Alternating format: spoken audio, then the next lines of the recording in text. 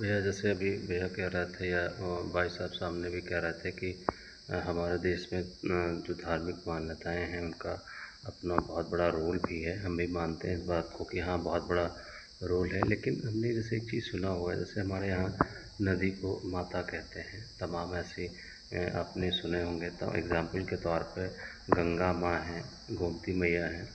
लेकिन हमारा एक प्रश्न है कि जब हम इनको इतनी रिस्पेक्ट देते हैं, इतनी रिस्पेक्ट करते हैं, फिर भी उनको हमारे घर के जो कूड़े कचड़े होते हैं ले जा कर के नदियों में डिस्पोज करते हैं।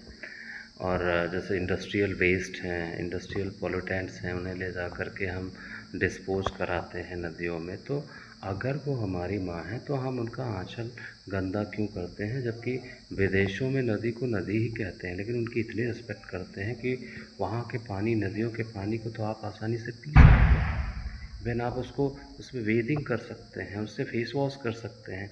लेकिन हम यहाँ हिंदुस्तान में जिस नदी को माँ कहते हैं, उनका आँचल इस तरीके से गंदा कर रहे हैं कि उसमें मुँह नहीं धुल सकते हैं, उसको हम फेस वॉश नहीं कर सकते। पीने की बातें तो बहुत दूर है।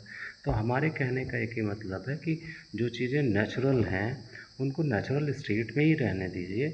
उनको आप माँ ना कहिए, लेकिन उनकी इतनी रिस्पेक्ट करिए कि वो अपने नेचुरल स्टेट में रह सकें।